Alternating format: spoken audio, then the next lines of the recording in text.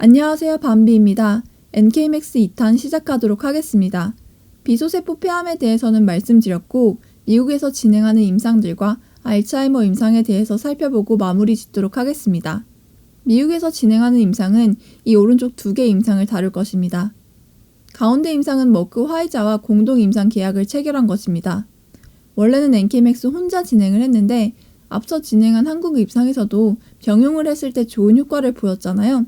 그래서 병용 투여까지 진행하는 것으로 임상을 바꾸어 공동 임상으로 진행을 하는 것입니다. 슈퍼 NK를 단독 투여하는 것보다 병용하는 환자가 2배 더 많이 타겟이 되었네요. 1탄에서도 말씀드렸듯이 슈퍼 NK는 다른 회사의 NK세포 치료제보다 고용량을 투여합니다. 고용량을 일주일 간격으로 5번 투여하는 것이지요. 이렇게 함께 임상을 진행을 하게 되면 임상 비용을 공동 부담하니 위험 부담도 줄고 특허권도 공동 소유, 즉 라이선스 아웃도 쉽게 할 수 있습니다. 이번 11월 25일 날 나온 기사에서 2명의 투여를 시작을 하였고 21년 3월 마지막 환자 투여를 예상을 한다고 합니다.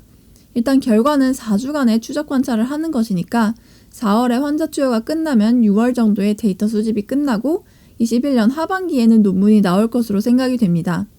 이때쯤이면 머크 화이자가 가져갈지 안 가져갈지에 대해서 결정이 되어 있었을 겁니다. NK맥스가 예전에 진행된 라이선스 아웃 선례들을 써두었으니 이것을 보시고 NK맥스가 얼마나 수익을 얻을 수 있을지 예상하시면 되겠습니다. 다만 공동 임상을 진행했기 때문에 예상하시는 것보다는 약간 줄이셔야 될 것입니다. 현재 진행한 라이선스 아웃에 대해서 살펴보겠습니다. NK세포 치료제 관련해서는 자회사인 NK맥스 미국에 이전을 했고요. 올해 2월에 계약을 체결하였습니다. $1,400 계약을 했고 이 중에서 계약금이 $1,000, 마일스톤 기술료, 즉 국가별로 제품 승인이 되는 것에 따라서 나눠서 수령하는 것이 $1,300입니다. 계약금은 수취하였고 반환 의무는 없습니다. 그 다음으로는 이 PB41L5 단백질 특이적 에피토프 인지 항체를 리퓨어러스 주식회사에 19년 5월에 이전 계약을 체결한 것입니다. 계약 금액은 20억이고 선급 기술료 3억인데 지분이 20%라고 합니다. 그래서 그 중에서 20%인 6천만 원을 수취하였다고 합니다. 마일스톤 기술료는 19억 7천만 원이고 임상 단계 진입이 되고 승인이 됨에 따라 받는다고 합니다. 여기서 라이선스 아웃한 이 단백질이 뭔지 살펴보겠습니다. 이는 전이성 위암 발병의 핵심 인자입니다. 19년 3월 기사입니다. 이 유전자는 위암 환자의 낮은 생존율과 관련이 있습니다. 그래서 이 단백질을 비활성화시키는 항체를 투여를 하면 위암 전이와 생존율 감소를 막을 수 있다고 합니다. 리퓨어러스 홈페이지에 들어가 보니 사칭을 조심하라는 이야기가 있습니다. 이를 꼭 보시고 투자에 참고하시길 바랍니다. 아직 개발을 진행하는 중이고 전임상 단계도 진입하지 않았다고 합니다. 그래서 아까 전에 보셨다시피 선급 기술료밖에 받지 못한 것입니다. 전임상에 진입하고 나면 마일스톤 기술료도 일부 수취할 것입니다. 이번에는 라이선스 인한 물질에 대해서 살펴보겠습니다. 라이선스 인한 물질은 연세대학교 산학협력단의 항체치료제입니다. 계약금은 19억이네요. 전 세계에 대한 특허를 가지고 갔고요. 15년에 2억 5천을 주었다고 합니다. 연구비로 2억 4천을 별도로 지급한 것을 보니 돈을 주고 연구를 해달라고 한 것입니다. 마일스톤비도 있지만 매출 발생하면 로열티도 총 매출의 2.5%를 지급하는 조건입니다. 이것도 위암을 타겟하고 있습니다. 어떤 것인지 연대에서 나온 논문을 통해서 확인해 보겠습니다. 최근에는 HER2 특이적 항체가 약물로 만들어졌고 VEGFR2 수용체 항체에 대해서도 약물이 만들어져 FDA 승인을 받아 사용되고 있습니다. 하지만 한계점이 있다면 이러한 유전자형을 가지고 있는, 즉 암세포들이 이 깃발을 들고 있는 경우가 많이 없다는 것입니다. 그래서 새롭게 타겟하는 것은 WNT 베타카테닌 신호전달 체계입니다. 이 신호전달 체계에 이상이 생기는 것은 위암에서 흔하게 발견됩니다. 여기에 작용하면서 암의 성장을 촉진시키는 유전자가 GPR177입니다. 이게 위암뿐만이 아니라 몇몇 암 중에서도 발견된다고 합니다. 확장성이 있다는 것이지요. 대장암에서도 잘 알려져 있다고 합니다. 현재 이와 관련해서는 투자금을 납입하여 화제가 되고 있습니다. 12월 3일 기사인데요. 이번에 전환사채 및 전환 우선주를 통하여 300억 원을 마련하여 지급을 했습니다.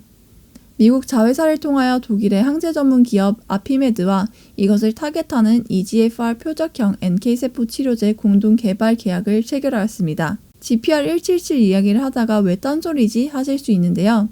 이 논문을 보면 GPR177이 결국 EGFR과 연관되어 있다는 것을 보실 수 있습니다. NK세포는 표적형이라는 단어를 쓰기 쉽지 않은데요. 왜냐하면 광범위하게 작용하는 세포이기 때문입니다. 아마 CAR-NK 치료제, 즉 항체랑 NK세포를 합치는 것을 연구하는 것이 아닐까 예상해 봅니다. 파이프라인에서 가장 아래에 있는 이 약물입니다. 슈퍼 NK를 통하여 항암제 시장뿐만이 아니라 재생의료 시장에 진출하는 것을 목표로 하고 있습니다. 제가 봤을 때는 재생의료 시장은 어쨌든 당연히 항암제는 아니고 자체 수익 창출이라고 하는 의미는 정확하게 잘 모르겠습니다. 아마 처방으로 인한 수익 창출은 자체 수익 창출이라고 보지 않는가 싶기도 하고요. 재생의료 시장은 요즘 핫한 첨단 재생의료법과 관련이 있습니다. 일단 첨단 재생의료가 무엇인지 설명드리겠습니다. 인체 세포 등을 이용해 손상된 조직과 장기를 치료, 대체하거나 재생시키는 것이 첨단 재생의료입니다. 단 한 번의 치료를 통해 완치가 목표라는 점에서 기존 의료기술과 차별됩니다. 초기에는 줄기세포 같은 것들로 한정되어 있었는데 약물, 소재, 기기 등 다양한 방법이 있습니다. 줄기세포 치료제, 바이오 소재, 조직공학, 기타 기술로 나뉘며 매년 17%의 성장을 보인다고 합니다. 북미 지역이 40%로 가장 크고 그 중에서 미국이 79%를 차지하고 있습니다. 일단 NK맥스는 좀 더 타깃하기 쉬운 아시아를 타깃하였습니다. 지금까지 NK세포 치료제인 슈퍼 NK에 대해서 말씀을 드렸고 이제는 그 이외의 것들에 대해서 말씀드리겠습니다. NK뷰키트는 NK세포의 활성도를 검사하는 것입니다. 1cc 만에 혈압으로 면역세포의 활성도를 확인하고 예측할 수 있다고 합니다. 48시간이라는 짧은 시간 내에 결과 도출이 가능합니다. 그리고 언제든지 검사 가능합니다. 피에서 NK세포를 뽑아서 배양하여 그 NK세포가 인터페론 감마를 잘 분비하는지, 즉 제 역할을 다 하는지에 대해서 인터페론 감마를 측정하여 확인하게 됩니다. 기존의 NK세포 활성도를 측정하기 위한 방법은 말초혈액 단핵세포로부터 NK세포를 분리하는 과정이 필요하고 방사성 동위 원소를 사용하는 등 그 과정이 어렵고 번거로웠습니다. 하지만 NK뷰키트를 사용한 NK 활성도 검사는 전혈을 이용하여 효소 면역 분석법을 통하여 측정하게 됩니다. 따라서 검사 방법이 간편하고 검사자 간의 차이가 적으며 체내의 실제 면역 상태를 반영한다고 할 수 있겠습니다. NK세포 활성도 검사는 특정 질병에 대한 확진 검사가 아니므로 수치가 낮다고 해서 반드시 어떠한 질병이 있다고 판단할 수는 없습니다. 다만 현재 면역력이 낮은 상태로 건강 악화의 가능성이 높으므로 면역력을 향상시킬 수 있는 활동이 필요한 상태라고 볼 수 있습니다. 높을수록 좋은 거고요. 이게 과연 얼마나 의미 있나에 대해서는 일단 논문은 여러 곳에 제출하였고 그 결과들을 보았을 때 NK세포 활성도 검사가 면역력, 즉 현재의 건강 상태를 반영하며 질병 발병 위험도를 예측하고 건강을 유지할 수 있다고 합니다. 용종 위험도가 높을수록 NK세포 활성도가 낮은 것을 확인을 하였습니다. 이는 다양하게 적용이 가능합니다. 건강검진은 물론이고 암에 대해서 미리 스크리닝 해볼 수 있겠죠. 그리고 기존에도 암을 확인하기 위해서 여러 가지 방법들을 사용하였는데 이를 보완해 줄 수 있으며 항암요법을 하고 있는 환자들의 치료 효과들을 모니터링하는 방법이 될 수 있겠습니다. 그래서 12년에 의료기기 2등급으로 우리나라에서 승인이 되었고 16년에 건강보험 행위급여 목록에 등재되었습니다.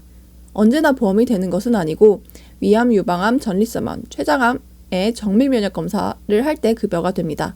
100% 다 보험을 해주는 것이 아니고 80%는 환자가 내야 합니다. 그 가격은 약 4만 원 정도라고 하네요. 현재 36개국에서 품목 허가 및 판매 승인을 진행 중에 있습니다. 유럽에서도 사용 가능하고요.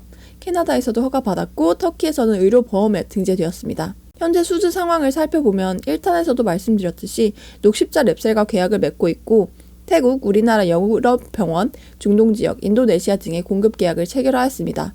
그런데 상세 내역을 살펴보면 기 납품액이 계약 이후에 계약자들이 사들인 것일 텐데 수주일자가 2016년임에도 불구하고 수주 잔고가 거의 줄어들지 않은 것을 보실 수 있습니다. 우리나라 정도에서만 사용이 되고 있네요. 매출이 증가하고 있다고 하지만 이는 우리나라 내에서만 그런 거니까 해외에서 잘 나간다고 생각하시면 안 됩니다. 우리나라에서는 도입하는 기관이 많아지고 있습니다. 녹십자 랩셀과 함께 진행해서 그런 것으로 생각이 됩니다. 판매 계획을 살펴보면 치료 후 모니터링 시장을 확대한다고 합니다. 현재는 위암, 유방암, 전립선암, 췌장암 등에만 사용이 되니까 이걸 넓히겠다는 것이죠. 그리고 국내외 제휴사를 확대할 예정이라고 합니다. 품목 허가는 많이 되었지만 다른 나라 회사들과의 계약은 태국, 중동, 인도네시아 정도만 했기 때문에 허가를 받은 다른 나라의 회사들과 제휴를 맺어 넓혀 나가려고 한다고 합니다.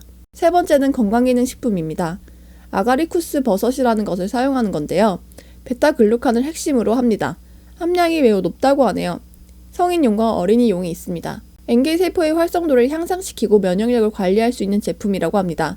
베타글루칸 함량도 높고 10성종의 비타민 및 미네랄이 풍부한데 이 원료를 미국과 유럽에서 공급받는다고 합니다. 미국에서 제조해서 수입하고 어린이용은 국내에서 제조한다고 합니다. 우리가 많이 아는 온라인과 오프라인에서 판매하고 있습니다. 매출액은 잘 증가하고 있습니다. 숙취 해소제도 출시했다고 하는데 이 제품은 정말 처음 들어보네요. 네 번째이자 마지막 사업은 바이오 연구용 시약 산업입니다. 진원생명과학에서 플라스미드를 생산하고 공급하였던 것을 기억하시나요? 이와 비슷한 것입니다. 자체 생산한 5,000여 종의 제조합 단백질과 단크론 항체를 38개국 400여 개 업체에 수출하고 있습니다. 매출의 90% 이상이 제품 수출에서 나옵니다. 특정 고객층, 즉 연구나 대학 실험실, 의료기관 등의 연구자들에게 판매되는 제품입니다. 매출 현황을 살펴보겠습니다. 올해는 작년과 유사할 것으로 생각이 됩니다. 매출 중 연구용 시약이 30%, NK 뷰키트가 35%, 슈퍼 NK셀은 10% 정도입니다. 이번에 슈퍼 NK에서 좀 더 늘어났네요. 매입 현황을 보면 매년 증가하고 있습니다. 건강기능식품도 외주를 주기 때문일 거라는 생각이 듭니다. 좀 더 상세하게 매출을 살펴보면 제조합 단백질과 단크론 항체를 보면 확실히 수출해서 많은 이익을 얻고 있습니다. 이게 있어서 그나마 안전하게 흘러가는 것으로 보입니다. 그리고 NK 뷰키트는 아직 수출은 아니고 내수용입니다. 그래도 내수가 정말 많군요. 건강기능식품도 수출은 거의 없고 내수용입니다. 슈퍼 NK는 확실히 작년보다 많이 늘었지만 이거는 제품 수출이 아닌 용역 제공으로 인한 것입니다. 생산 능력 및 생산 실적을 보겠습니다. NK 뷰키트에 대한 공장을 확장하지 않았으니 당연히 생산 능력은 동일하고 가동률을 보시면 되겠습니다. 올해 많이 줄었습니다. 아마 내수도 코로나 때문에 많이 위축될 것으로 생각이 됩니다. 지사별 매출액을 보겠습니다. 매출은 있지만 영업 손실이 훨씬 많기 때문에 거의 없다고 보시면 되겠고 캐나다랑 미국에서는 약간의 매출은 있지만 다른 나라는 아예 없습니다. 심지어 건강기능식품 자회사도 마이너스입니다. 연구 개발 비용 현황 보겠습니다. 라이선스 인아웃 비용을 처리하는 데 있어서 조금 명확하지 않을 수 있는데 그래도 연구 개발 비용은 굉장히 적다는 생각이 듭니다. 매출액은 있지만 영업이익은 너무 마이너스입니다. 영업이익 마이너스가 점점 더 심해지고 있습니다. 심지어 작년에 국내의 제품 수요 확대와 용역 부분 호조가 있었음에도 적자가 지속되고 있고 올해 상반기에 매출이 증가했지만 계속 마이너스입니다. 주가 현황은 21일 기준인데 지금은 훨씬 많이 증가해서 참고용으로만 봐주시면 되겠습니다. 투자 yes or no 정리해 보겠습니다. 긍정적인 부분은 약 2회의 현금 흐름이 확보되어 있다는 것입니다. 그리고 슈퍼 NK 세포에 대해서 신뢰성 있는 특허를 가지고 있고 슈퍼 NK의 확장 가능성이 있습니다. 그리고 이상에서 라이선스 아웃을 진행한다고 하였는데 현재 이상을 진행을 하고 있어 라이선스 아웃이 곧 진행되지 않을까라는 기대감이 있습니다. 부정적인 측면은 슈퍼 NK 세포의 실패 가능성입니다. 이는 모든 회사에서 말씀드리기는 합니다만 인터루킨2를 사용을 하기 때문에 저는 살짝 걱정 반 기대 반이 있습니다. 약 2회의 현금 흐름이 있다고 말씀을 드렸지만 이 흐름이 긍정적이지만은 않습니다. 특히나 해외에서 NK 뷰키트 사용 실적이 미비합니다. 지금까지 두 편에 걸쳐서 NK 맥스에 대해서 분석해 보았습니다. 구독과 좋아요, 알림 설정, 댓글까지 부탁드립니다. 감사합니다.